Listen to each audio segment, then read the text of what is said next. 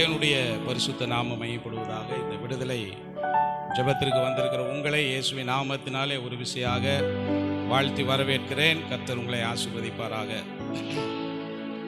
ஆவியானவர் எங்கே அங்கே விடுதலை உண்டு. சத்தமா ஆமென் சொல்லுங்க. கிறிஸ்து உங்களை விடுதலையாக்கினால் மெய்யாகவே விடுதலை ஆவீர்கள். சத்தியத்தையும் அறிவீர்கள், சத்தியம் உங்களை விடுதலையாகும். பக்கத்தில் பார்த்து சொல்லுங்க, எப்படினாலும் இன்னைக்கு விடுதலை இருக்கு. புரிஞ்சவங்க ராமேன்னு சொல்லுங்க பாப்போம். இந்த நாளில் இரண்டு விஷயங்களை நான் முன்னிறுத்தி இந்த இடத்தில் நான் நிற்கிறேன். ஒன்று, இந்த சபைக்கு நல்ல ஒரு விடுதலையை கர்த்தர் தர வேண்டும்.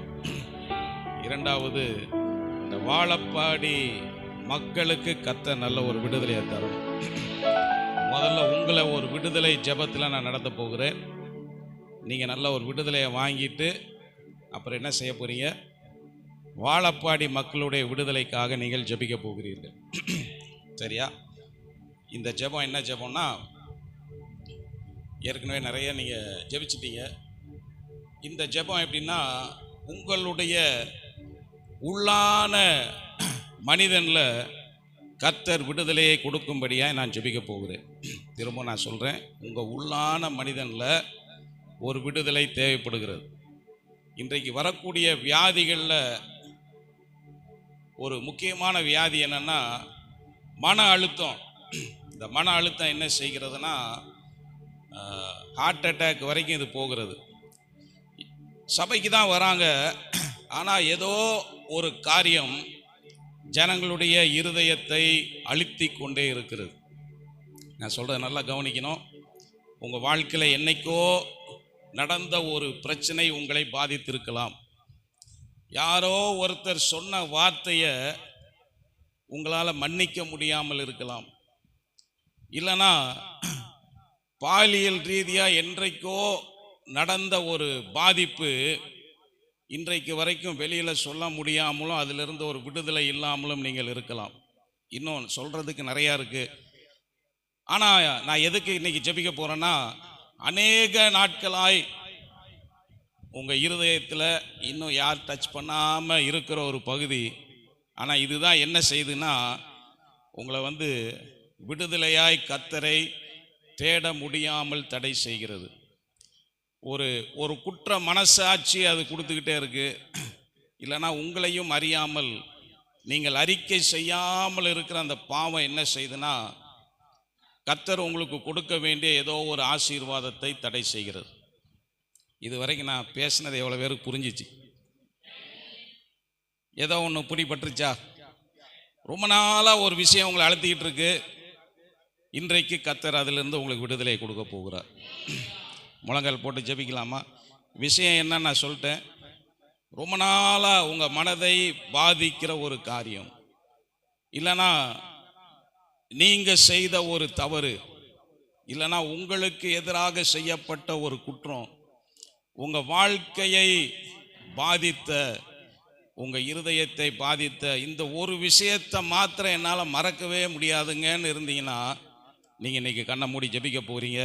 அந்த குறிப்பிட்ட காரியத்திலிருந்து இந்த நாளில் கர்த்தர் உங்களுக்கு விடுதலையை தரப்போகிறார். நான் சொன்ன குறிப்பு உங்களுக்கு தெளிவாக புரிஞ்சிருச்சுன்னு நினைக்கிறேன். புரிஞ்சிருச்சுன்னா நீங்கள் ஜெபிக்க ஆரம்பிங்க. நீங்கள் ஜெபிக்க ஆரம்பிங்க.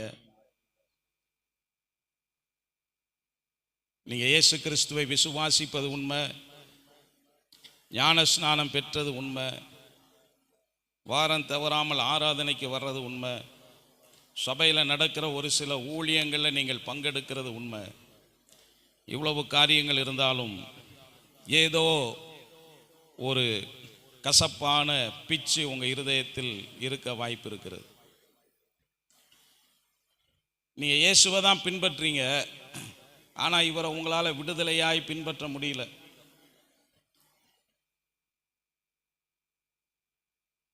இஸ்ரவேல் ஜனங்களை எகிப்திலிருந்து தேவன் விடுவித்தார், ஆனால் அவங்க இருதயம் எகிப்தில் தான் இருந்துச்சு.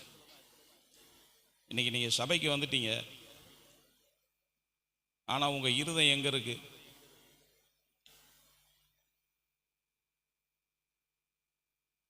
நீங்கள் ஜெபிக்க ஆரம்பிங்க. விஷயம் புரிஞ்சிட்டவங்க ஜெபிக்க ஆரம்பிங்க. மற்றவங்களுக்காக நான் பேசிக்கிட்டே இருப்பேன். இயேசுவே, நாங்கள் உம்மை துதிக்கிறோம். இன்றைக்கு ஒரு விடுதலை வேணும் தகப்பனே. மன்னிக்க முடியாமல் இருக்கிற கசப்புகள் இன்னைக்கு நீங்கணும். இவர்கள் இருதயத்தை பாதித்து கொண்டிருக்கிற அந்த பாதிப்பில் இன்னைக்கு நீங்கள் தொடணும். இதை என்னால் இதை மன்னிக்கவே முடியாதுன்னு என்னென்ன காரியங்களுக்காய் ஜெபிக்கிறார்களோ மன்னிக்கிற இருதயத்தை தருவீராக. இவர்களை ஒரு டிப்ரெஷனில் வைத்திருக்கிற எல்லா கட்டுகளையும் இயேசுவின் நாமத்தினாலே உடைக்கிறேன். இவர்களை மன அழுத்தத்தில் வைத்து கடைசி வரைக்கும் ஒரு விடுதலைக்குள் வர முடியாமல் கட்டி வைத்திருக்கிற எல்லா அசுத்தாவியின் கிரியைகளுக்கு எதிராக இயேசுவின் நாமத்தினாலே வருகிறேன். இயேசுவின் ரத்தம் ஜெயம், இயேசுவின் ரத்தம் ஜெயம், இயேசுவின் ரத்தம் ஜெயம், இயேசுவின் ரத்தம் ஜெயம். செல்போனுக்கு அடிமைப்பட்டிருக்கிற அநேகரை நான் பார்க்கிறேன். நீங்கள் ஜெபம் பண்ணுங்க. இந்த செல்போன் அடிக்ஷன்லிருந்து இயேசு கிறிஸ்து இன்றைக்கு உங்களுக்கு விடுதலை கொடுக்க விரும்புகிறார். செல்போன் அடிக்ஷனில் இருக்க எல்லாரும் ஜெபம் பண்ணுங்க. இது உங்கள் வாழ்க்கையை பாழாக்குறது, உங்கள் நேரத்தை வீணடிக்குது. இயேசுவோடு செலவிட வேண்டிய நேரத்தை அது வீணடிக்கிறது. இச்சையின் ஆவிக்கு நீங்கள் இடம் கொடுத்துருக்கீங்க. ஆண்டவர்கிட்ட கேளுங்க, ஆண்டவரே, இந்த இச்சையின் ஆவியிலிருந்து எனக்கு ஒரு விடுதலையை தருவீராக. கண்களின் இச்சையிலிருந்து எனக்கு ஒரு விடுதலையை தருவீராக.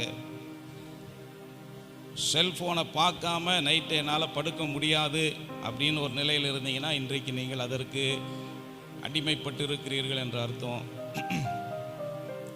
நீங்கள் ஜெபம் பண்ணுங்க. உங்கள் வாய் திறக்கட்டும். இயேசுவே, நாங்கள் உம்மை துதிக்கிறோம், நன்றி செலுத்துகிறோம்.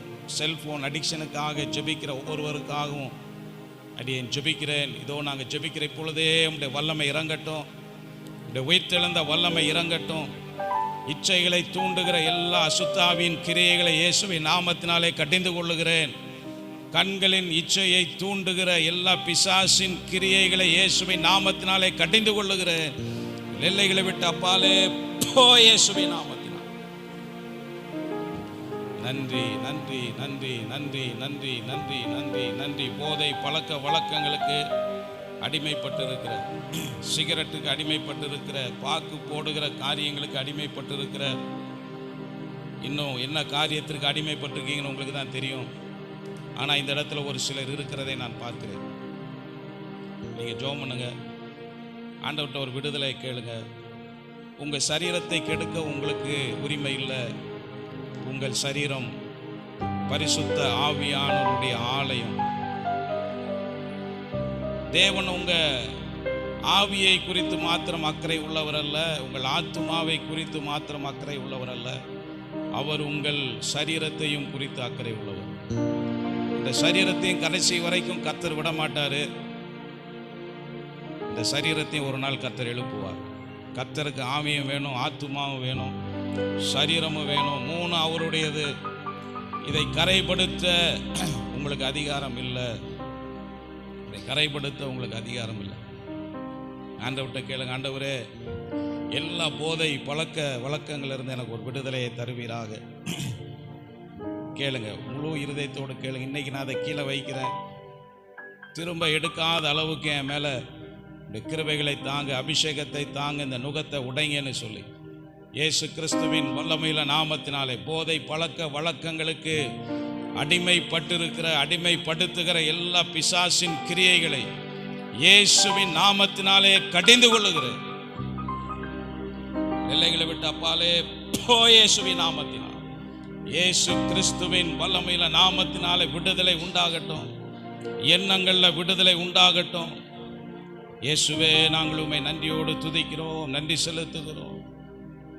வேதத்தை எடுத்து வாசிக்க முடியாமல் அநேகர் கஷ்டப்படுறீங்க. நீங்கள் ஜெபம் பண்ணுங்க. உங்களுக்காக நான் ஜெபிக்க போகிறேன். வேதத்தை எடுத்து உங்களால் வாசிக்க முடியல, வாசித்தா புரியுறதில்ல. எண்ணங்கள்ல ஒரு பெரிய போராட்டம், அசுத்தமான எண்ணங்கள் வருகிறது. இன்னைக்கு இந்த காரியத்திலிருந்து ஒரு விடுதலை கேளுங்க. ஒரு கிறிஸ்தவனுக்கு ரொம்ப ரொம்ப ரொம்ப முக்கியம் வேத அறிவு. இந்த வேதம் தான் நமக்கு ஜெபிக்க கற்றுக் கொடுக்கிறது, துதிக்க கற்றுக் கொடுக்கிறது, வாழ கற்றுக் கொடுக்கிறது, பரிசுத்தத்தை கற்றுக் கொடுக்குது, விசுவாசத்தை கற்றுக் கொடுக்குது. இந்த சபையார் எல்லாரும் வேதத்தை வாசிக்கிறவர்களா இருக்கணும். தினந்தோறும் இந்த வேதத்தை எடுத்து நீங்கள் வாசிக்கணும். இந்த தினந்தோறும் வேத வசனங்களை நீங்கள் தியானிக்கணும். ஜெபம் பண்ணுங்க. என்னால் வேதத்தை வாசிக்க முடியலன்னு சொல்கிறவங்க ஜெபம் பண்ணுங்க பார்ப்போம். இயேசுவே, நாங்கள் உம்மை துதிக்கிறோம், நன்றி செலுத்துகிறோம், நன்றி செலுத்துகிறோம். நீங்கள் உண்மையாக நீங்கள் ஜெபிக்கும் போது தான் நான் உங்களுக்காக ஜெபிக்கிற ஜெபம் கேட்கப்படும். அதனால் நீங்கள் ஜெபம் பண்ணுங்க. இயேசுவே, வேதத்தை வாசிக்கிற கிருபையை தருவீராக. இந்த வேதத்தில் இருக்கிற அதிசயங்களை காணும்படி என் கண்களை திறங்கப்பா. இயேசுவே, நாங்கள் உம்மை நன்றியோடு துதிக்கிறோம். வேதத்தை வாசிக்க கூடாதபடி தடை செய்கிற எல்லா கன நித்திரையின் ஆவிகளை இயேசுவின் நாமத்தினாலே கடிந்து கொள்ளுகிறேன். எல்லா குருட்டாட்டத்தின் ஆவிகளை இயேசுவின் நாமத்தினாலே கடிந்து கொள்ளுகிறேன். இயேசு கிறிஸ்துவின் வல்லமையில நாமத்தினாலே விடுதலையை கட்டளையிடுகிறேன். நன்றி, நன்றி. ஒவ்வொரு காரியத்திற்கு ஜெபிக்கும் போது கர்த்தர் விடுதலையை கொடுத்து கொண்டே இருக்கிறார். நல்ல விசுவாசத்தோட ஜெபம் பண்ணுங்க. நீங்க வெளியில போகும்போது நல்ல ஒரு விடுதலை உள்ளவர்களாக, குறிப்பா அநேக நாட்களாக ஒரு காரியத்தில் நீங்க கட்டப்பட்டிருப்பீங்க. அதிலிருந்து இன்னைக்கு விடுதலையை வாங்கி நீங்க போகணும். இயேசுவே, நாங்களுமே நன்றியோடு துதிக்கிறோம். எல்லா மனக்கசப்புகளையும் தகப்பனீர் நீக்குவீராக. எல்லா மனக்கசப்புகளையும் தகப்பனீர் நீக்குவீராக. மன்னிக்க முடியாத எல்லா காரியங்களையும் மன்னிக்கும்படியாக இந்த வேளையில் நம்முடைய பிள்ளைகளை அன்பின் ஆவியினால நிரப்புவீராக. அன்பின் ஆவியினால நிரப்புவீராக. மன்னிக்கிற இருதயத்தை தருவீராக. மன்னிக்கிற இருதயத்தை தருவீராக. மன்னிப்பை பெற்றிருக்கிற நாங்க மன்னிக்கணும். மன்னிக்கிற இருதயத்தை தருவீராக. எல்லா கசப்பான வேர்களையும் இயேசுவின் நாமத்தினால வேரோடு பிடுங்கி எடுக்கிற இயேசு கிறிஸ்துவின் வல்லமையுள்ள நாமத்தினாலே மன்னிக்கிற இருதயம் உண்டாகும்படியாக ஜெபிக்கிறேன். இயேசுவே, நாங்கள் உம்மை துதிக்கிறோம். என்றைக்கோ நடந்த ஒரு சம்பவம், என்றைக்கோ சரீரத்தை பாதித்த சம்பவம், என்னைக்கோ கண்களால் பார்த்த ஒரு கொடூரமான காட்சி. இதுல யாரெல்லாம் பிடிக்கப்பட்டிருக்கிறார்களோ, பாதிக்கப்பட்டிருக்கிறார்களோ, இவர்களுக்காக நாங்கள் ஜெபிக்கிறோம்ப்பா. இயேசுவே, நீர் வெளிப்படுவீராக. அந்த இருதயத்தின் ஆழத்தில் இருந்து இவர்களை குற்றப்படுத்தி கொண்டிருக்கிற, இவர்கள் மனதை அழுத்தி கொண்டிருக்கிற அந்த காரியத்திலிருந்து இப்பொழுதே நீர் விடுதலையை கொடுக்கும்படியா நாங்கள் ஜெபிக்கிறோம். இயேசு கிறிஸ்துவின் வல்லமையில நாமத்தினாலே, இயேசுவின் நாமத்தினாலே அந்த சம்பவம் நடந்த இடத்திற்கு நாங்கள் போகிறோம். இயேசுவே, அந்த இடத்திற்கு நீர் வருவீராக. அந்த இடத்திற்கு நீர் வருவீராக. அந்த இடத்துல நின்று உடைய பிள்ளைகளுக்கு இப்பொழுது ஒரு ஆலோசனையை நீங்க கொடுக்கும்படியா அடியேன் ஜெபிக்கிறேன். அந்த காயங்கள் ஆறனப்பா, அந்த தழும்புகள் நீங்கணும். அந்த எண்ணங்கள் இன்றோடு வரக்கூடாது. குற்றப்படுத்துகிற அந்த ஆவி இன்றையோடு துரத்தப்படணும். விடுதலையோடு முழங்கால போடும் போதெல்லாம் விடுதலையோடு உம்மை துதிக்கணும். இயேசு கிறிஸ்துவின் வல்லமையில நாமத்தினால இவர்களை பாதித்த அந்த சம்பவங்கள், இவர்களை குற்றப்படுத்துகிற அந்த ஆவியை இயேசுவின் நாமத்தினாலே கடிந்து கொள்ளுகிறேன். மன்னிக்க முடியாம இருதயத்தை கடினப்படுத்துகிற ஆவியை இயேசுவின் நாமத்தினாலே கடிந்து கொள்ளுகிறேன். மறக்க முடியாமல் பண்ணுகிற ஆவியை இயேசுவின் நாமத்தினாலே கடிந்து கொள்ளுகிறேன். இயேசுவின் நாமத்தினால் ஸ்தோத்திரம், ஸ்தோத்திரம். நல்ல ஆண்டவரே, நாங்களுமே நன்றியோடு துதிக்கிறோம். ஜெபத்தெல்லாம் நீர் கேட்டீர் தகப்பனே. இந்த பிள்ளைகளுக்கு நீர் விடுதலையை கொடுத்து கொண்டிருக்கிறீர்.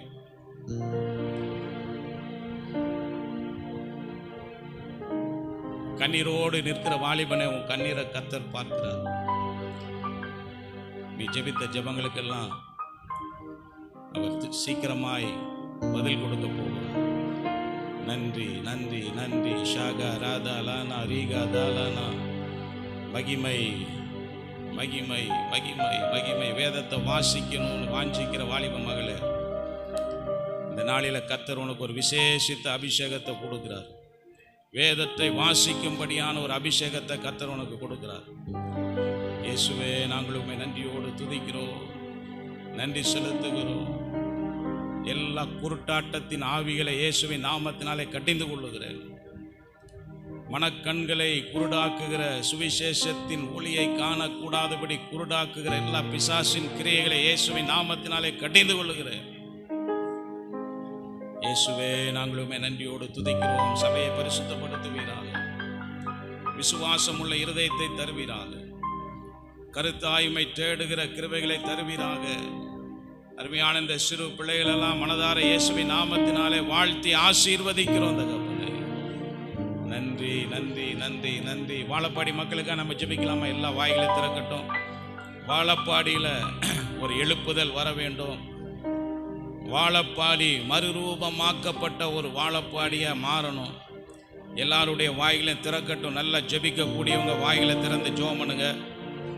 ஆவியில ஜெபிக்கக்கூடியவர்கள் நல்ல வாய்களை திறந்து அந்நிய பாஷையில ஜெபம் பண்ணுங்க. ஆசீர்வதிக்கப்பட்ட வாழப்பாடி, மறுரூபமாக்கப்பட்ட வாழப்பாடி, மறுரூபமாக்கப்பட்ட வாழப்பாடி. இன்னைக்கு வாழப்பாடியில் என்னென்ன பிரச்சனைகள் இருக்கிறதோ எல்லாவற்றையும் சொல்லி ஜெபம் பண்ணுங்க. எல்லாவற்றிற்கும் பின்பாக ஒரு பிசாசு கிரியை செய்து அதை இன்றைக்கு கர்த்தர் முறியடிக்க போகிறார். இந்த ஜனங்களெல்லாம் விடுவித்து இன்றைக்கு இந்த சபை ஜெபிக்கிறதுனால இந்த சபைக்குள்ள கர்த்தர் கொண்டு வர போகிறார். நல்ல வாயில திறங்க, வாய்களை திறங்க. அந்நிய பாஷையில் பேசக்கூடியவங்க அந்நிய பாஷையில் ஜெபம் பண்ணுங்க. பலவான நீங்க முந்தி கட்டாம, பலவான நீங்க முந்தி கட்டாம வாழப்பாடியை கொள்ளையிட முடியாது.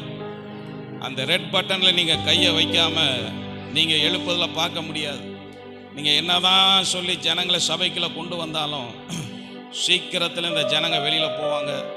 இந்த ஜனங்க வெளியில போகாம உள்ள நிலைச்சிருக்கணும்னா அந்த பலமான நீங்க கட்டணும். ஜெபம் பண்ணுங்க, ஜெபிங்க ஜெபிங்க ஜெபிங்க. எல்லா வேசித்தனத்தின் ஆவிக்கு எதிராக நாங்கள் வருகிறோம். எல்லா விபச்சாரத்தின் ஆவிகளுக்கு எதிராக இயேசுவின் நாமத்தினாலே வருகிறோம். எல்லா கள்ள தொடர்பு ஆவிகளுக்கு எதிராக இயேசுவின் நாமத்தினாலே நாங்கள் வருகிறோம். இதோ மேல கர்த்தருடைய வல்லமை இறங்குகிறது. இயேசு கிறிஸ்துவின் வல்லமையில நாமத்தினாலே, இயேசுவின் நாமத்தினால் உன் கிரியைகளை நாங்கள் கடிந்து கொள்ளுகிறோம். எல்லைகளை விட்டு அப்பாலே போ இயேசுவின் நாமத்தினால். இயேசுவே, நாங்கள் உம்மை துதிக்கிறோம். வாழப்பாடிக்காய் திறப்பில் நிற்கும்படியான ஒரு அபிஷேகத்தை இந்த சபைக்கு நீர் கொடுக்கும்படியாக அடியேன் ஜெபிக்கிறேன்.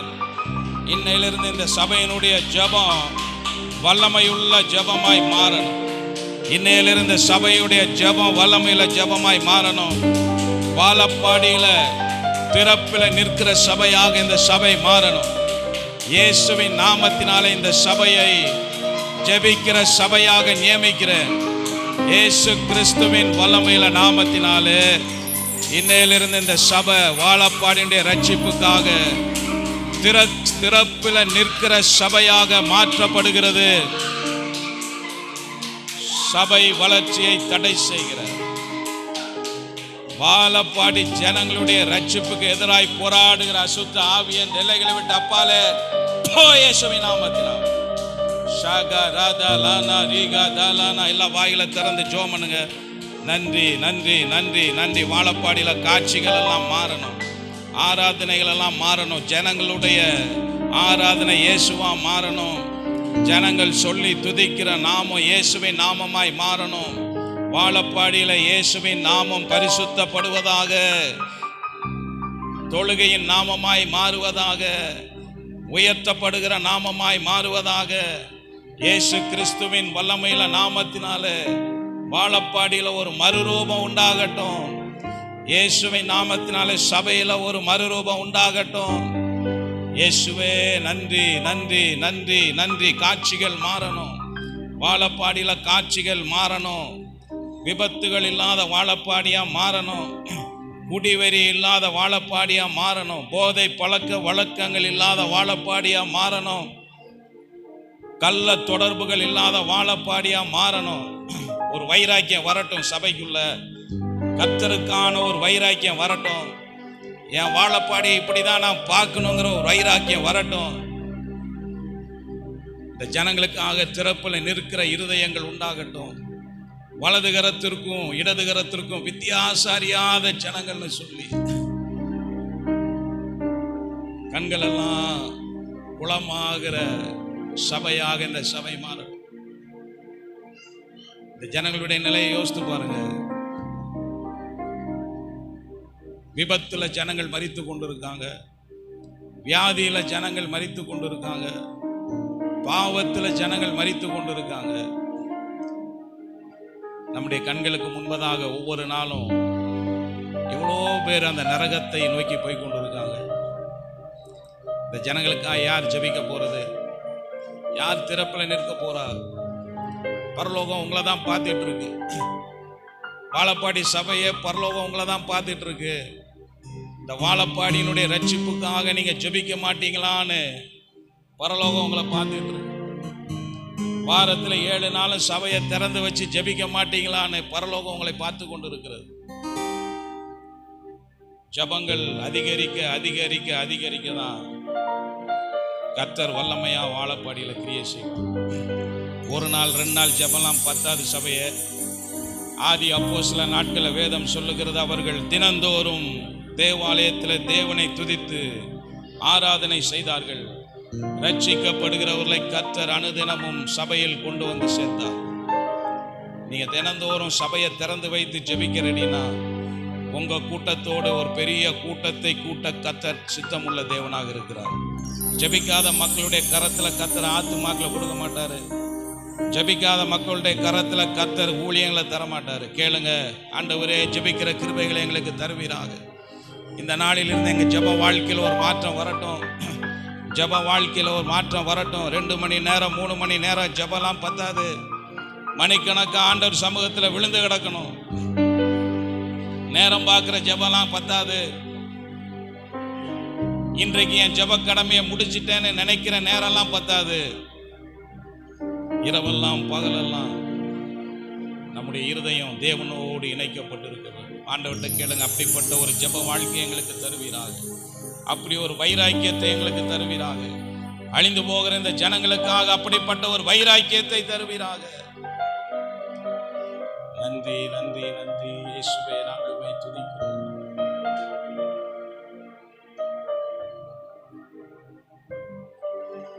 அநேக சங்கிலிகள் தெரித்து விழுந்து கிடக்கிறதை நான் பார்க்கிறேன். கரங்களை தட்டி ஆண்டவருடைய நாமத்தை மகிமைப்படுத்து. நல்ல ஆண்டவரே, நாங்கள் உம்மை நன்றியோடு துதிக்கிறோம், நன்றி செலுத்துகிறோம். இந்த வெள்ளிக்கிழமைக்காக நாங்கள் உம்மை துதிக்கிறோம். இந்த விடுதலை ஜெபத்திற்காக நாங்கள் நன்றி செலுத்துகிறோம். இந்த நாளிலும் வாஞ்சியோடு கூடி வந்திருக்கிற அருமையான சபையை இயேசுவின் நாமத்தினாலே வாழ்த்தி ஆசீர்வதிக்கிறேன். காயப்பட்ட கரத்தை நீட்டுங்க, ஆசீர்வதிங்க. வார்த்தைகளை கொண்டு எங்களோடு பேசுங்க, இடைப்படுங்கப்பா. ஜெபத்தெல்லாம் கேட்டு பதிலை தந்ததற்காக நன்றி செலுத்துகிறோம். இயேசுவின் நாமத்தில் ஜெபிக்கிறோம் நல்ல பிதாவே. எல்லாம் சந்தோஷமா சொல்லுங்க, ஆமேன். ரைட், எல்லாம் உட்காரலாம். நம்ம நேரா செய்திக்கு போகலாம். எடுத்தவர்கள் வாசிங்கள். 1 ராஜாக்கள் 17ஆம் அதிகாரம் 1 வசனம். தம்பி வேணாம். 1 ராஜாக்கள் 17:1 வாசிங்க.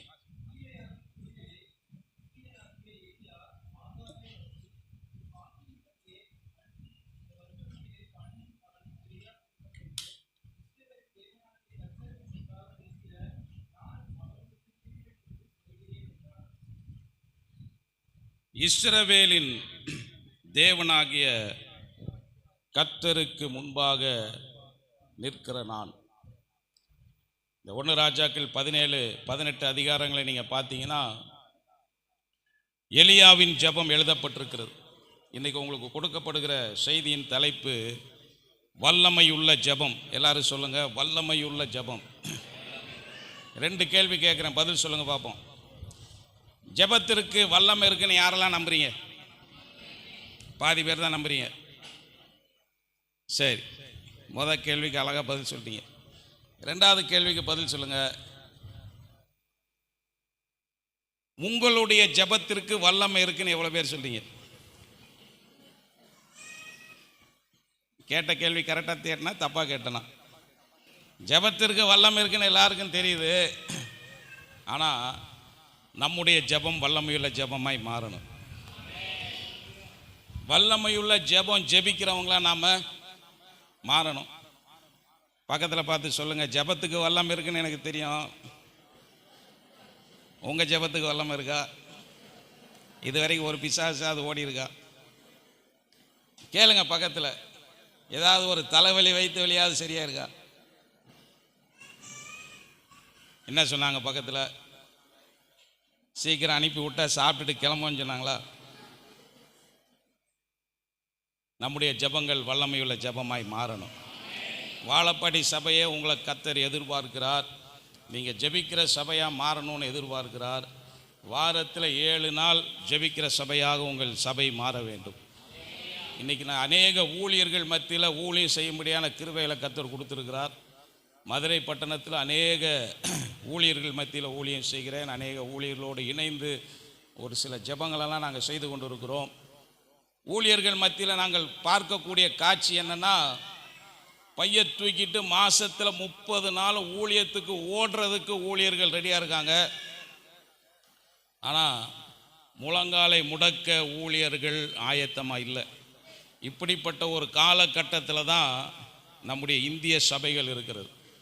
2006 முதல் முறை நான் டெல்லிக்கு போகும்போது அங்கே இருக்கிற ஒரு ஏஜி பாஸ்டர் சொன்னார், டெல்லியில் பிரசங்கம் பண்ண நிறைய போதகர்கள் இருக்காங்க, ஆனால் டெல்லியில் ஜெபிக்கிறதற்கு ஒரு போதகர் கூட இல்லைன்னார்.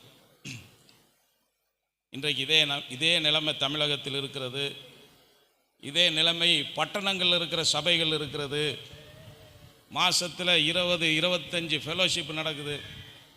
ஃபெலோஷிப்பாக சுற்றிட்டு இருக்காங்களே தவிர சபையை திறந்து வைத்து ஜெபிக்க ஊழியர்கள் இல்லை. இன்றைக்கி நான் ஊழியர்களை தனிப்பட்ட விதத்தில் போய் சந்தித்து இதை தான் பேசுகிறேன். உங்கள் சபை வாரத்தில் 7 நாள் ஜெபிக்கிற சபையாக இருக்கணும். ஒரு ஆமேன்னு சொல்லுங்கள் பார்ப்போம். தினந்தோறும் நீங்கள் ஜெபிச்சிங்கன்னா, பக்கத்தில் பார்த்து சொல்லுங்கள், தினந்தோறும் ஜெபிச்சிங்கன்னா தினந்தோறும் உங்கள் கூட்டம் பெருகும். அப்போஸ்தல நடபடிகள் எப்பவுமே அடிஷன் கிடையாது, மல்டிப்ளிகேஷன். ஒரு ஆமேன்னு சொல்லுங்கள் பார்ப்போம். சபையினுடைய நபர்களை ஆண்டவர் 1+1 2, 2+2 4ன்னு போக மாட்டார். 10 × 10 100ன்னு போவார். அப்படி ஒரு ஊழியத்தை நீங்கள் செய்யணும்னு ஆசைப்பட்டீங்கன்னா உங்கள் சபை வாரத்தில் 7 நாளும் ஜெபிக்கிற ஒரு சபையாக இருக்க வேண்டும். இது வரைக்கும் புரிஞ்சவங்க ராமேன்னு சொல்லுங்கள் பார்ப்போம். இந்த எலியா என்கிற பெயருக்கு அர்த்தம் என்னன்னா, யெகோவாவே தேவன். யெகோவா தான் தேவன். எலியாங்கிற பேருக்கு என்ன அர்த்தம்? யெகோவா தான் தேவன். இஸ்ரவேல் ஜனங்கள் மத்தியில் ஒரு எழுப்புதலை கொண்டு வரும்படியாக இந்த எலியாவை தேவன் பயன்படுத்தினார்.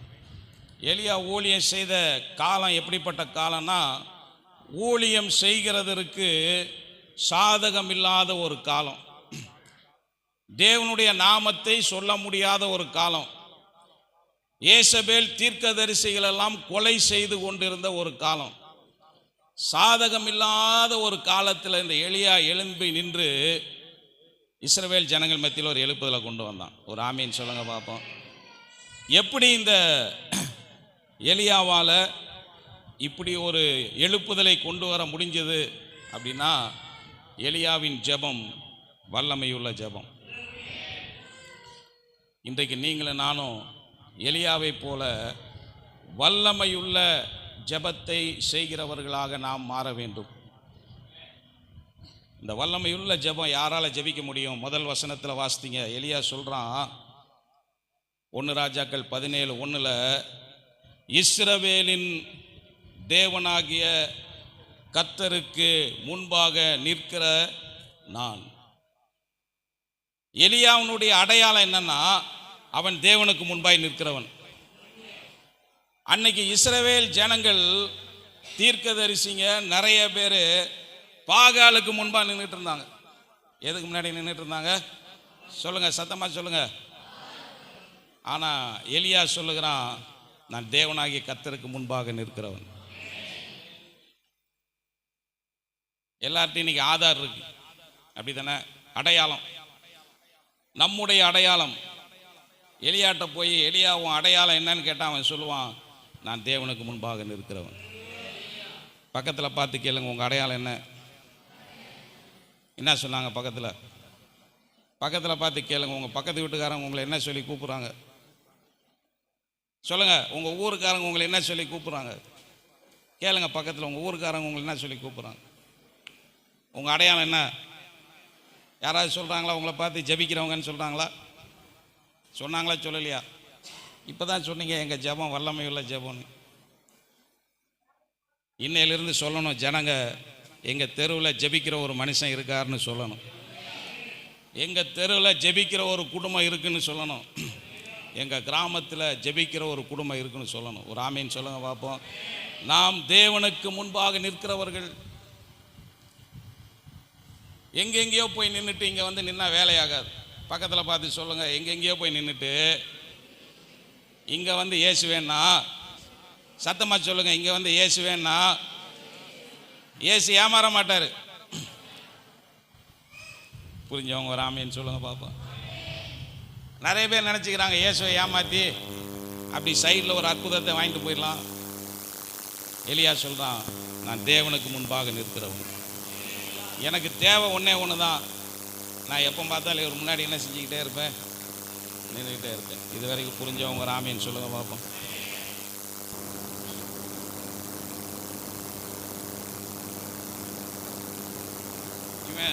அந்த முதல் வசனத்தில் பார்த்தீங்கன்னா, அன்றைக்கு இருந்த இஸ்ரவேல் ராஜாவினிடத்தில் பேசுகிறான்.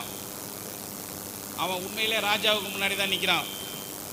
ஆனால் அவன் ராஜாட்ட என்ன சொல்கிறான்? ராஜாவே, நான் உனக்கு முன்னாடி நிற்கிறவன் இல்லை, நான் தேவனுக்கு முன்பாக நிற்கிறவன். நமக்கு முன்னாடி யார் நின்னாலும் கவலை இல்லை. நல்லா கவனிங்களேன், யாரெல்லாம் உண்மையாக ஜெபிக்கிறவங்க இருக்கீங்களோ உங்களுக்கு முன்னாடி யார் நின்னாலும் நீங்கள் கவலைப்பட மாட்டீங்க. ராஜா தான் முன்னாடி நிற்கிறாரு, ராஜாட்ட தான் பேசுகிறான். ஆனால் அவன் சொல்கிறான், ராஜா நான் உன் முன்னாடி நின்று பேசலை, நான் தேவனுக்கு முன்பாக நின்று பேசுகிறேன். நீ இப்படியெல்லாம் நாட்டை கெடுத்ததுனால இனி உனக்கு மழையும் கிடையாது, பனியும் கிடையாதுன்னு தேவனுக்கு முன்பாக நிற்கிற நான் சொல்லுகிறேன். நல்லா கவனிங்க, எலியா எதையும் தன்னுடைய சித்தத்தின்படி செய்கிறவன் அல்ல. இவன் தேவனுக்கு முன்பாக நிற்கிறவன். இவன் தேவ சித்தத்தின்படி செய்கிறவன். தேவனுக்கு முன்னாடி நிற்கிறவங்க தேவ சித்தத்தை தான் செய்வாங்க. ஆதியாகமம் 6:11, பூமியானது தேவனுக்கு முன்பாக சீர்கெட்டதாக இருந்தது, வாழப்பாடி தேவனுக்கு முன்பாக சீர்கெட்டதாக இருந்தது. பக்கத்தில் பார்த்து சொல்லுங்கள், வாழப்பாடி ரொம்ப கெட்டு போச்சு. என்னைக்குங்க இது நல்லா இருந்துச்சு, இப்போ கெட்டு போகிறதுக்கு காலங்காலமாக இது இப்படி தானே இருக்குது. வாழப்பாடி சீர்கெட்டதாக இருந்தது. ஆனால் ஆதியாகமம் 7:1 சொல்லுது, கர்த்தர் நோவாவை நோக்கி, நீயும் உன் வீட்டார் அனைவரும் பேழைக்குள் பிரவேசியுங்கள், இந்த சந்ததியில் உன்னை எனக்கு முன்பாக நீதிமானாய் கண்டேன். ஒரு ஆமீன் சொல்லுங்க பார்ப்போம்.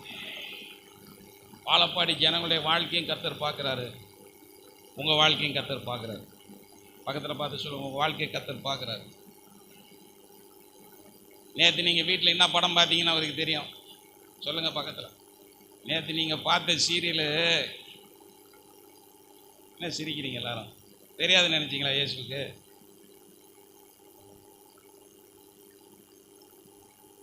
ஆண்டவர் வாழப்பாடி நிலையும் பார்க்கிறார், வாழப்பாடி சபையும் பார்க்குறாரு.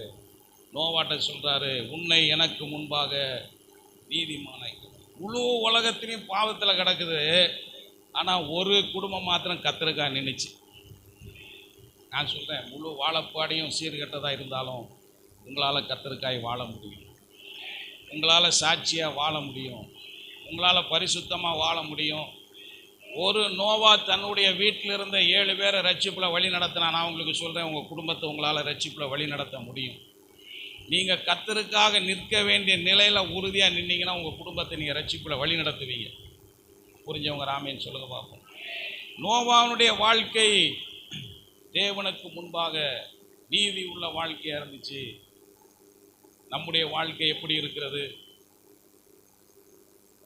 ஆதியாகமம் 17:1 ஆபிரகாமை பார்த்து ஆண்டவர் சொல்கிறாரு, நீ எனக்கு முன்பாக நடந்து கொண்டு உத்தமனாயிரு. அவர் சொல்றார், நான் சர்வ வல்லமையுள்ள தேவன், நீ எனக்கு முன்பாக நடந்துக்கிட்டு உத்தமனாயிரு. ஏன்னா 2வது வசனத்தில் சொல்றார், உன் கூட நான் ஒரு ஒப்பந்தம் போட போறேன், ஒரு உடன்படிக்கை பண்ணி உன்னை நான் ஆசீர்வதிக்க போகிறேன், உன்னை நான் பெருக பண்ண போறேன். அதனால நீ என் உடன்படிக்கைக்குள்ள வா, என் வாழ்க்கை உனக்கு முன்னாடி இருக்கட்டும்ங்கிறார். நல்லா கவனிங்களேன், அந்த முதல் வசனத்தில் கிறிஸ்தவ வாழ்க்கையினுடைய 2 பகுதி இருக்கு. ஒன்று அவர் சொல்றார், நான் சர்வ வல்லமையுள்ள தேவன். இன்னொன்று சொல்றாரு, நீ எனக்கு முன்பாய் நடந்து கொண்டு உத்தமனாயிரு. முதல் பகுதி என்னன்னா, ஆபிரகாமே உனக்கு நான் நிறைய வாக்கு தத்தங்களை கொடுத்துருக்கேன், இந்த வாக்கு தத்தங்களை எல்லாம் நிறைவேற்றுறதுக்கு எனக்கு வல்லமை இருக்குங்கிறார். ஒரு ஆமீன் சொல்லுங்க பாப்போம். கர்த்தர் உங்களுக்கு என்னென்ன சொல்லியிருக்காரோ எல்லாவற்றையும் நிறைவேற்ற அவருக்கு வல்லமை இருக்கு. அதனால தான் அவர் சொல்றார், நான் சர்வ வல்லமையுள்ள தேவன். 2வது சொல்றாரு நம்மளை குறித்து, நீ எனக்கு முன்பாக நடந்து கொண்டு உத்தமனாயிரு. வாக்கு தத்தம் தாமதிச்ச உடனே ஆகாரை சேர்த்து கொள்ளுகிறார், அதில் தான் அங்கே கடிந்து கொள்ளுகிறார். நான் கொடுத்த வாக்கு தத்தத்தை எனக்கு நிறைவேற்ற வல்லமை இருக்கு, உன் வாழ்க்கை எனக்கு முன்னாடி உத்தமமாக இருக்கட்டும்ங்கிறார். புரிஞ்சவங்க ஆமைன்னு சொல்லுங்கப்பா. இதுதான் கிறிஸ்தவ வாழ்க்கை. நம்மை நடத்த தேவன் வல்லமையுள்ள தேவனாக இருக்கிறார். நாம் செய்ய வேண்டியது என்னன்னா, இந்த தேவனுக்கு முன்பாக சரியான ஒரு வாழ்க்கை வாழும்படியாக நாம் அழைக்கப்பட்டிருக்கிறோம். ஆதியாகமம் 16:2 வாசிங்களேன். ஆதியாகமம் 16:2. அவர்கள் சோதோமின் ராஜாவாகிய பேராவோடும் கொமோராவின் ராஜாவாகிய திர்சாவோடும் அத்மாவின் ராஜாவாகிய 16:2 தம்பி 16. சாராய் ஆபிராமை நோக்கி, நான் பிள்ளை பெறாதபடிக்கு கர்த்தர் என் கர்ப்பத்தை அடைத்திருக்கிறார், என் அடிமை பெண்ணோடே சேரும், ஒருவேளை அவளால் என் வீடு கட்டப்படும் என்றாள். சாராயின் வார்த்தைக்கு ஆபிராம் செவி கொடுத்தான். சாராயின் வார்த்தைக்கு ஆபிரகாம் செவி கொடுக்கிறான். அவ வார்த்தை நல்லா கவனிங்களேன். கர்த்தர் என் கற்பத்தை அடைத்திருக்கிறார். எல்லாரும் சொல்லுங்க, கர்த்தர் அடைத்திருக்கிறார். சொல்லுங்க, கர்த்தர் அடைத்திரு. கர்த்தர் தடை பண்ணி இருக்கிறார். நான் உங்களை கேட்குறேன், வேற யாராவது தடை பண்ணியிருந்தா பரவாயில்ல, பிசாசு தடை பண்ணியிருந்தா பரவாயில்ல, உனக்கு தெளிவா தெரியுது கர்த்தர் தான் தடை பண்ணியிருக்காருன்னு.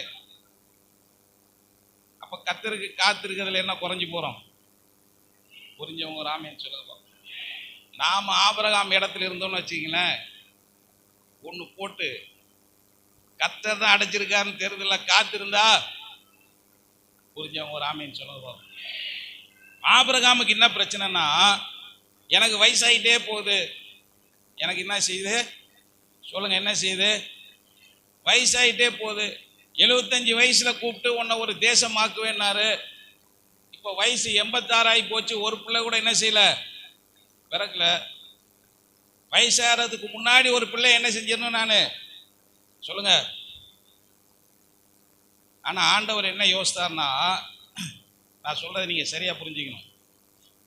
நீ பலன் இருக்கும் போதே பிள்ளைய பத்திட்டீங்கன்னா இதுல ஏன் நாம மகிமைப்படாதுன்னு அவர் யோசித்தார். இப்போ உலகத்தில் எல்லாருக்கும் எப்படி பிள்ளை பிறகுது? அவங்களுக்கு பலன் இருக்குது. இதையே தான் ஆபிரகாம் யோசிக்கிறார். எனக்கு பலன் இருக்கும் போதே ஒரு பிள்ளைய நான் என்ன செஞ்சிடணும். 99 வயசுல ஆண்டவர் வந்து தரிசனம் போகும்போது கேட்கிறார், எங்களுக்கு இவ்வளவு வயசாகி போச்சு, இதுக்கப்புறம் என்ன நடக்க போகுது? இஸ்மவேலை ஆசீர்வதிப்பீராக. நான் உங்களுக்கு சொல்றேன், உங்க வாழ்க்கையில ஒரு விஷயத்துல கர்த்தர் 100க்கு 100 மகிமைப்பட விரும்பிட்டார்னு வச்சுக்கிங்களேன், இதுக்குள்ள இன்னொரு பேர் வர்றதுக்கு அவர் இடம் கொடுக்க மாட்டார். நிறைய சாட்சிகள்லாம் கேட்குறோம் சபையில். எனக்கு வந்து ஒரு வியாதி வந்துச்சு, ஜெபிச்சுக்கிட்டே டாக்டர்கிட்ட போனேன், சுகமாயிருச்சு, ஆமென் அல்லேலூயா. என்ன சாட்சி? வியாதி வந்துச்சு சொல்லுங்க, ஜெபிச்சுட்டு டாக்டர்கிட்ட போனேன், சுகம் கிடைச்சிச்சு. இப்போ இதில் யார் மகிமைப்பட்டது? ஒன்றுமே சொல்ல மாட்டீங்க, உஷாராயிட்டீங்க, அப்படி தானே? இதில் யார் மகிமைப்பட்டது? 50% டாக்டர் கந்தசாமி, 50% இயேசுசாமி. டாக்டர்கிட்ட போனேன், இயேசு சுகம் கொடுத்தாருன்னா இப்போ யாருக்கு மகிமையை கொடுக்கறது சொல்லுங்க? இயேசுக்கு கொடுக்கறதா, டாக்டருக்கு கொடுக்கறதா? நான் சொல்றேன், தேவன் நம்முடைய வாழ்க்கையில் 100க்கு 100 மகிமைப்பட வேண்டும். ஆபிரகாம் அதுக்கு ஃபிக்ஸ் பண்ணிட்டார். ஆபிரகாம் அதுக்கு தெரிந்தெடுத்துட்டார். பக்கத்தில் பார்த்து சொல்லுங்க, உங்க வாழ்க்கையில நல்லா சத்தமா சொல்லுங்க, உங்க வாழ்க்கையில ஆண்டவர் 100க்கு 100 மகிமைப்பட விரும்பிட்டார். அல்லேலூயா. ஏன் எனக்கு இந்த பிரச்சனை, ஏன் இவ்வளோ தடை, ஏன் இதெல்லாம் நடக்க மாட்டேங்குது? மற்றவங்களுக்கெல்லாம் நடக்குது, எனக்கு ஏன் நடக்கல? நான் உங்களுக்கு சொல்றேன், ஆண்டவர் மகிமைப்படணும்னு விரும்பிட்டாரு. உங்க பேலன்ஸ் 0 ஆனதுக்கு அப்புறம் தான் அவர் வெளியிலே வருவார். இது எங்களால முடியாது, இனி இதில் நாங்கள் செய்யறதுக்கு ஒன்றும் இல்லை. நீங்க 100க்கு 100 சரண்டர் ஆயிட்டீங்கன்னா உங்க வாழ்க்கையில தேவன் 100க்கு 100 மகிமைப்படுவார். இது வரைக்கும் புரிஞ்சவங்க ராமேன்னு சொல்லுங்க பாப்போம்.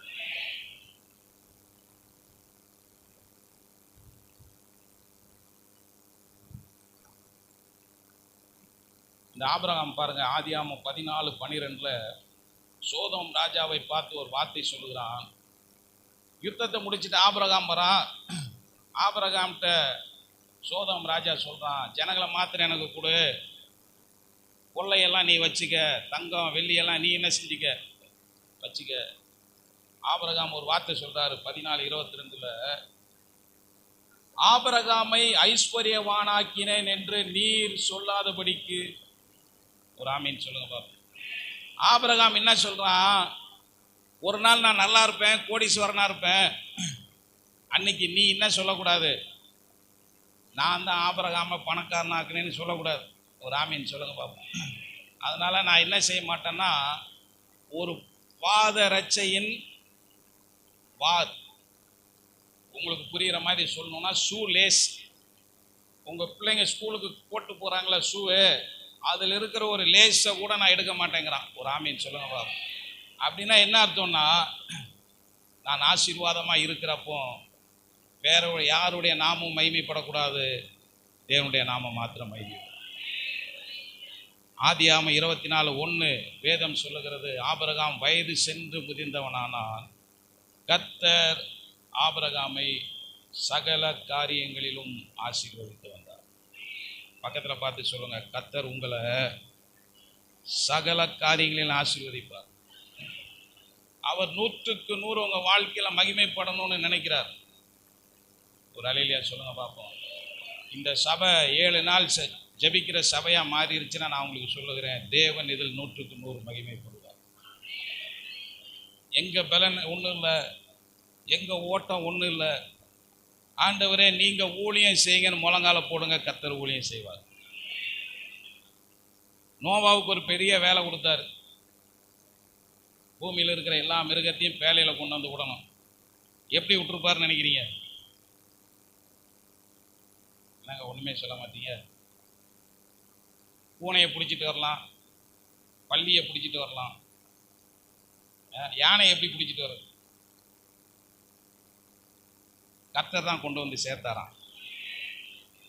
நான் சொல்றேன், நீங்க முழங்கால நீங்களுங்க, எங்க பலன் உள்ள என்னன்னு சொல்லுங்க, கர்த்தர் சபைக்கு ஆத்துமாக்களை கொண்டு வருங்க. இப்போ நான் போற இடங்களெல்லாம் நான் என்ன தெரியுமா ஜெபிக்கிறேன், ஆண்டவரே நான் வந்து நிற்கிறேன், நீங்க ஊழியம் செய்யுங்க. இனி கர்த்தர் வேலை செய்யறதுக்கு நம்ம விடணும். இது வரைக்கும் நம்ம கத்தி பார்த்துட்டோம், குதிச்சு பார்த்துட்டோம், என்னென்னமோ பண்ணி பார்த்தாச்சு. இப்போ ஒன்று சொல்கிறோம், கையை உயர்த்தி, ஆண்டவரே நீங்கள் கிரியை செய்யுங்க, நீங்கள் அசைவாடுங்க, நீங்கள் ஊழியம் செய்யுங்க. ஒரு அல்லேலூயா சொல்லுங்க பார்ப்போம். முதல் காரியம், உங்கள் ஜெபம் வல்லமையுள்ள ஜெபமாக இருக்கணும்னா நீங்கள் தேவனுக்கு முன்பாக நிற்கிறவர்களாக இருக்கணும். 2வது 1 ராஜாக்கள் 18:30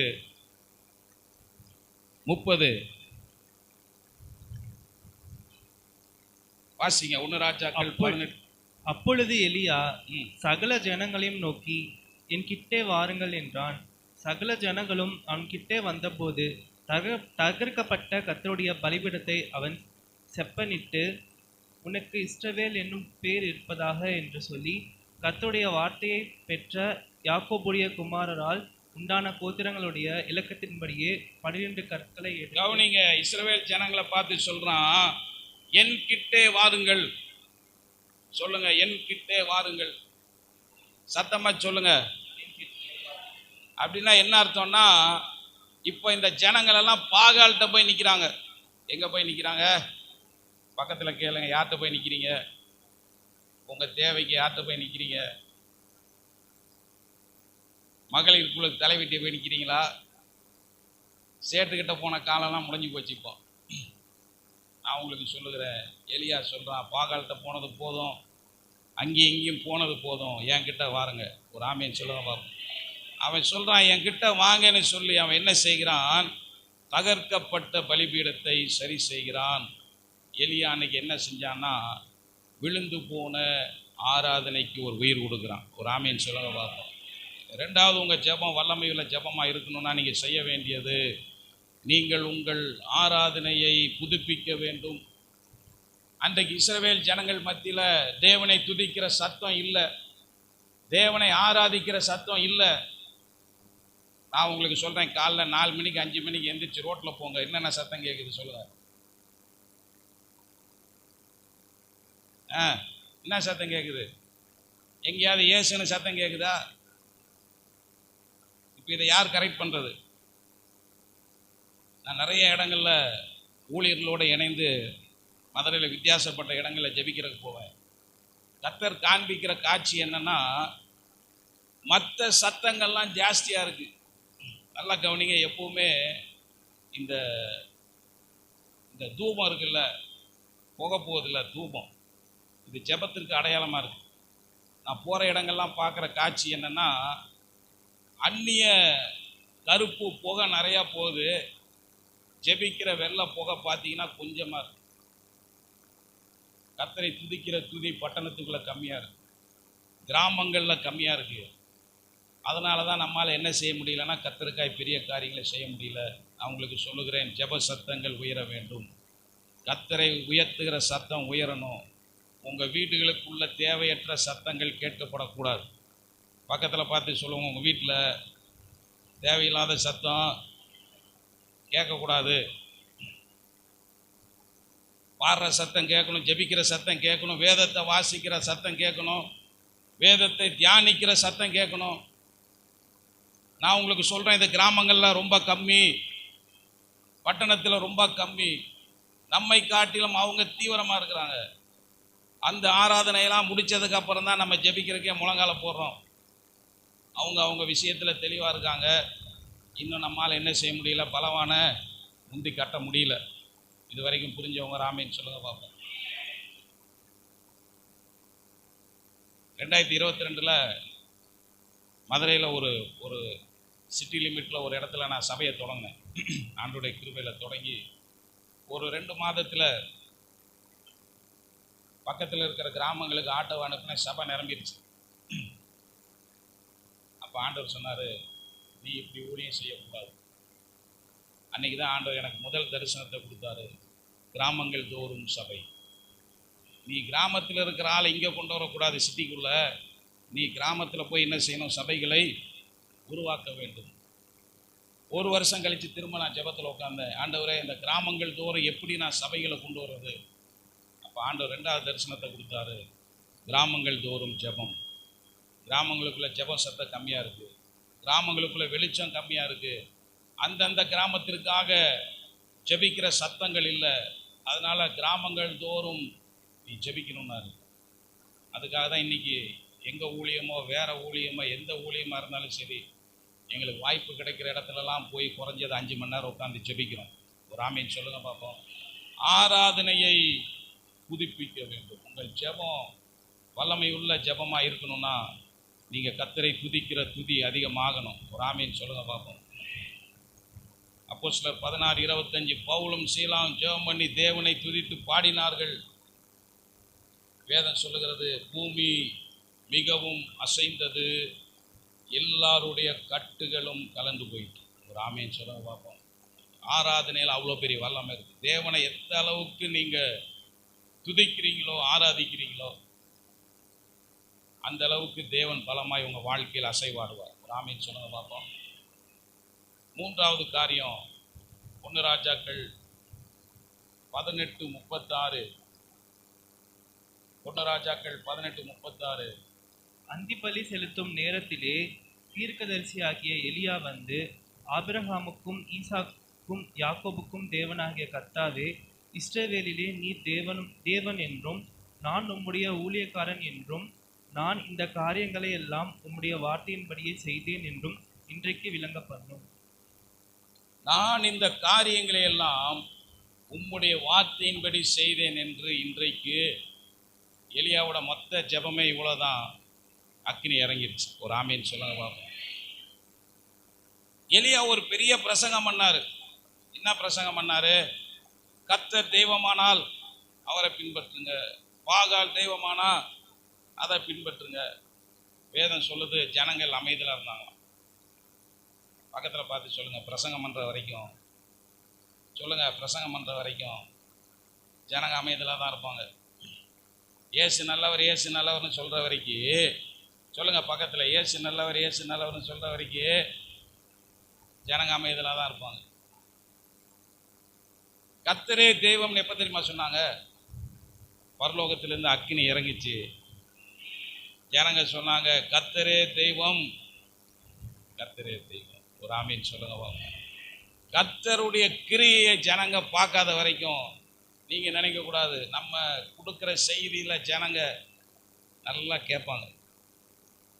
அதான் வேதம் சொல்லுது, அற்புதங்களினாலும் அடையாளங்களினாலும் தம்முடைய வசனத்தை அவர் உறுதிப்படுத்தினார். ஒரு ஆமீன் சொல்லுங்க பார்ப்போம். எலியா சொல்றான், உம்முடைய வாக்கின்படியே இவைகளை செய்தேன். இது வரைக்கும் எலியா செஞ்சதை நீங்க பார்த்தீங்கன்னா அவனே செஞ்ச மாதிரி இருக்கும். அவனே போய் ஆகாப்ட பேசின மாதிரி இருக்கும். அவனே பலிபீடத்தை செப்பனிட்ட மாதிரி இருக்கும். அவனே பாகால் தீர்க்கதரிசியில கூட்டி சேர்த்த மாதிரி இருக்கும். ஆனால் கடைசியில் ஜெபிக்கும் போது அழகா ஒரு வார்த்தை சொல்றான், இவைகள் எல்லாம் உம்முடைய வாக்கின்படி நான் செய்வேன். ராமின்னு சொல்லுங்க பார்ப்போம். நான் உங்களுக்கு சொல்லுகிறேன், நீங்கள் தேவனுடைய வார்த்தையின்படி வாழ்கிறவங்கன்னா நீங்கள் தோற்று போக போகிறதே இல்லை. ஒரு ஆமீன் சொல்லுங்க பார்ப்போம். நான் நிறைய பேர் சொல்கிறத கேட்டிருக்கேன். என் கூட இருக்கிறவங்க, எங்கள் சபைக்கு வர்றவங்க, என் வாழ்க்கையில் இப்படிலாம் நடந்தால் தேவனுடைய நாம மகிமைப்படும். ஜனங்க என்ன சொல்கிறாங்க? என் கடன் அடைக்கப்பட்டுச்சுன்னா தேவனுடைய நாம என் சொந்தங்கள் மத்தியில் மகிமைப்படும். இப்படி ஒரு அற்புதம் நடந்துருச்சுன்னா எங்கள் சொந்தக்காரெல்லாம் பார்த்து அப்படியே பூரிப்பாய் இயேசுவை என்ன செஞ்சிருவாங்க? ஏற்றுக்குவாங்க. ஜனங்களுடைய எதிர்பார்ப்பு. நான் உங்களுக்கு சொல்லுகிறேன், நீங்கள் விரும்புகிற மாதிரி ஒன்றை செஞ்சு அவர் நாமத்தை ஒரு நாள் மையப்படுத்தவே மாட்டார். அவர் என்ன செய்யணும்னு நினைச்சாரோ அதை செஞ்சு தான் மையப்படுவார். அதனால நம்முடைய வாழ்க்கை என்னாலும் 100க்கு 100 வேத வசனங்களின்படி இருக்க வேண்டும். நாம் செய்கிற ஊழியமாக இருக்கட்டும், அது என்ன வேணா இருக்கட்டும், நம்முடைய காரியங்கள் அனைத்தும் தேவனுடைய வார்த்தையின்படி இருக்க வேண்டும். ஒரு ஆமீன் சொல்லுங்க. அன்னைக்கு தான் நம்முடைய ஜெபம் எப்படி இருக்குன்னா வல்லமை உள்ள ஜெபமாக இருக்கும். பெரிய ஜெபம்லாம் நீங்கள் செய்ய வேணாம். ஆண்டவரே இது எல்லாத்தையும் உங்களுடைய வார்த்தையின்படி நீங்கள் செய்தேன்னு சொன்னீங்கன்னா அவர் ஜெபத்துக்கு பதில் கொடுத்துருவார். 3 காரியங்கள் சொல்லிட்டேன். 4வது காரியத்தை சொல்லி முடிக்கிறேன். 1 ராஜாக்கள் 18ஆம் அதிகாரம் 42, 43 வசனங்கள். ஆகாப் போஜனபானம் பண்ண போனான். பின்பு எலியா கர்மேல் பர்வதத்தினுடைய சிகரத்தின் மேல் ஏறி தரையிலே பணிந்து தன் முகம் தன் முழங்காலில் பட குனிந்து தன் ஊழியக்காரனை நோக்கி, நீ போய் சமுத்திர முகமாய் பார் என்றான். அவன் போய் பார்த்து ஒன்றும் இல்லை என்றான். நீ இன்னும் 7 தரம் போய் பார் என்றான். இப்போ ஜெபிச்சு முடிச்சிட்டாரு, பதில் வரணும். ஜெபிச்சு முடிச்சிட்டாரு, பதில் வரணும். வேலைக்காரனை கூப்பிட்டு முதல் முறை போய் பார்த்துட்டு வாங்குறான், மழை வருதான்னு. வரல. 2வது தடவை, 3வது தடவை, 7வது தடவை போகும்போது மழை வரல, உள்ளங்கை மேகம் வந்துச்சு. ஒரு ஆமீன் சொல்லுங்க பார்ப்போம். நம்ம அநேக நேரம் நம்முடைய ஜெபங்களுக்கு பதில் வரலன்னு சோர்ந்து போயிடுறோம். நான் உங்களுக்கு சொல்லுகிறேன், தாமதித்தாலும் அது தேவ சித்தம். முதல் தடவை பார்த்தாரு, 2வது தடவை பார்த்தாரு, 7வது தடவை ஒரு உள்ளங்கை மேகம் தெரிகிறது. நல்லா கவனிங்க. இதுக்கு பேர் என்னன்னா விடாப்புடியான ஜெபம். ஒரு ஆமீன் சொல்லுங்க பார்ப்போம். ஜெபிச்ச உடனே பதில் வரலையா, 2வது தடவை ஜெபம் பண்ணுங்க. 3வது தடவை ஜெபம் பண்ணுங்க, 4வது தடவை ஜெபம் பண்ணுங்க. எது வரைக்கும் ஜெபிக்க போறீங்க சொல்லுங்க? எது வரைக்கும் ஜெபிக்க போறீங்க? பதில் வர வரைக்கும். உள்ளங்கை மேகத்தை பார்க்கிற வரைக்கும், நம்ம ஜெபத்திற்கு பதில் வர்றதை பார்க்கிற வரைக்கும் நம்ம என்ன செய்யக்கூடாதுன்னா ஜெபத்தை விடக்கூடாது. எங்க அம்மாவுடைய சாட்சி எவ்வளவு பேர் கேட்டிருக்கீங்க? எங்க அப்பாவுடைய ரட்சிப்புக்கு கிட்டத்தட்ட 15 வருஷம் ஜெபம் பண்ணியிருக்காங்க. எவ்வளவு வருஷம்? என்னுடைய ரட்சிப்புக்கு எங்க அம்மா அப்பா சேர்ந்து 9 வருஷம் ஜெபம் பண்ணாங்க. பிள்ளைகள் எல்லாருடைய ரட்சிப்புக்கும் அப்படிதான் ஜெபம் பண்ணாங்க. அவங்க காலத்தில் 4 பிள்ளைகளும் ஊழியத்துக்கு வந்துட்டோம். எல்லா ஜெபத்திற்கும் பதில் இருக்கு. பக்கத்தில் பார்த்து சொல்லுவாங்க, ஜெபத்துக்கெல்லாம் பதில் இருக்கு. விடுதலை ஜெபத்தில் வந்து ஜெபிக்கிற எல்லா ஜெபத்துக்கும் பதில் இருக்கு. ஒரு நாள் உங்கள் விசுவாசத்தை என்ன செஞ்சிடாதீங்க, விட்டுறாதீங்க. அல்லேலூயா. எலியா பாருங்க, அவ்வளோ பெரிய தீர்க்கதரிசி, செஞ்ச எல்லாத்தையும் தேவனுடைய வார்த்தையின்படியே செஞ்சிட்டாரு. ஆனாலும் 7 முறை வேலைக்காரன் அனுப்ப வேண்டி இருந்துச்சு. அந்த மனுஷன் சோர்ந்து போகவே இல்லை. 7வது தடவை மழையை பார்க்கலாம, உள்ளங்கை மேகத்தை தான் பார்த்தான், கிளம்பிட்டான். ஒரு ஆமீன் சொல்லுங்க பாப்போம். 4வது காரியம் என்னன்னா, விடாப்பிடியான ஜெபம், பதில் வருகிற வரைக்கும் ஜெபம். பாலப்பாடி சபை இன்னைக்கு கர்த்தர் உங்களை பார்த்து பேசியிருக்கிறார். உங்கள் ஜெபம் வல்லமை உள்ள ஜெபமாய் மாற வேண்டும். இதுக்கு நீங்கள் என்ன செய்ய போறீங்க? எப்பொழுதும் தேவனுக்கு முன்பாக நிற்கிறவர்களாக நீங்கள் இருக்கணும். உங்கள் ஆராதனைகளை நீங்கள் புதுப்பிக்க வேண்டும். ஆராதனைகளை நீங்கள் அனல் மூட்டணும். உங்களுக்குள்ள ஒரு வைராக்கியம் வரணும். பாலப்பாடியில் என்னென்னமோ சத்தம் கேட்குது, என் சத்தம் அதுக்கு முந்தணுங்கிற ஒரு வைராக்கியம் உங்களுக்கு வரணும். எங்கள் சத்தம் ஜாஸ்தி ஆகணுங்கிற ஒரு வைராக்கியம் வரணும். அந்த சத்தம் போடுறதுக்கு பெருங்கூட்டம் இருக்கு. இந்த சத்தத்தை போடுறதுக்கு எவ்வளோ பேர் இருக்கும் சொல்லுங்க? கொஞ்சம் பேர் தான் இருக்கும். கொஞ்சம் பேர் இருந்தாலும் நாம் அதிகமாய் நம்முடைய சத்தத்தை உயர்த்த வேணும். இன்னும் 1 மணி நேரம் 2 மணி நேரம் ஜெபத்தையே பேசிட்டு இருந்தால் பத்தாது. பக்கத்தில் பார்த்து சொல்லுங்க, 1 2 பத்தாது. எல்லாம் 11 12 மாறணும். அல்லேலூயா. எங்கள் ஊழியத்தில் நாங்கள் 15ஆம் தேதியிலேருந்து ஜெபம் வச்சுருக்கோம். 7 நாள் 7 மணி நேரம் 7 இடங்கள். ராமின்னு சொல்லுங்க பார்ப்போம். இது எதுக்குன்னா நான் ஜெபிக்கிறதுக்கு இல்லை, என் கூட வர்றவங்கள 7 மணி நேரம் உட்கார வைக்கிறது. இப்போ எனக்கு ஆண்டவர் எந்த லிமிட்டையுமே வைக்கல. ரொம்ப வருஷம் என் ஊழியம் 2 மணி நேரம் ஜெபத்திலே ஓடிட்டு இருந்துச்சு. ஆண்டவர் சடன் பிரேக் போட்டார். அதுக்கு எப்பா இந்த ஜெபத்தை வச்சுக்கிட்டு என்ன செய்ய முடியாது, ஒன்றும் செய்ய முடியாது. அப்போ நான் என்ன ஆண்டவரை டெய்லி 5 மணி நேரம் ஜெபிக்கணுமா? நான் ஒவ்வொரு மணி நேரத்தையே கூட்டி கூட்டி கேட்குறேன். ஆண்டவர் எதுலேயுமே திருப்தி ஆகலை. என்ன ரகசியம்னா, நாம் ஒரு நாளைக்கு 5 மணி நேரம்னு நேரத்தை நிர்ணயிக்கிறோன்னு வச்சுக்கிங்களேன். 5 மணி நேரம் ஜெபிச்சு முடிச்சிட்டோம். அடுத்தது என்ன செய்வோம் சொல்லுங்க? அடுத்தது நம்ம மனசு என்ன தெரியுமா சொல்லுது? இன்னைக்கு நம்முடைய ஆவிக்குரிய கடமை. உடனே போனை எடுத்து என்ன செய்ய ஆரம்பிச்சிருவோம்?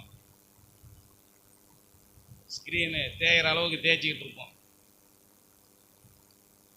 ஆண்டவர் சொன்னார், உன் ஜெபத்துக்கு முடிவே கிடையாது. ஆவிக்குரிய கடமை ஒரு நாள் என்ன செய்ய போகிறதே இல்லை. காலையில் எந்திரிக்கும் போதும் ஜெபிச்சுக்கிட்டே எந்திரிக்கிறேன், நடமாடும் போதும் ஜெபிக்கிறேன், ஜெபத்திற்கு நேரத்தை அதிகமாக ஒதுக்குறேன். வேத வாசிப்பு, தியானம், ஆண்டவரை துதிக்கிறது, 24 மணி நேரமும் நம்முடைய ஆத்மா தேவனோடு இணைக்கப்பட்டது.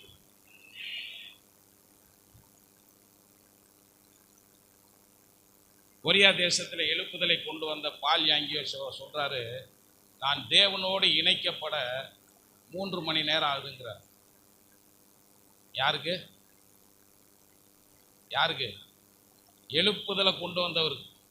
எழுப்புதலை கொண்டு வந்த பால் யாங்கிச்சோவுக்கு கொரியா தேசத்தில் அவர் சொல்றாரு, தேவனோட நான் இணைக்கப்படுறதுக்கு எவ்வளோ மணி நேரம் ஆகுது? அப்போ இணைக்கப்படுறதுன்னா என்ன? இன்னைக்கு நம்ம ஜெபம்லாம் எப்படி தெரியுமா இருக்கு? கர்த்தாவே கேளும் அடியேன் சொல்லுகிறேன். அப்படியா சொல்லி கொடுத்தாரு? நம்ம எப்படி தெரியுமா ஜெபிக்கிறோம்?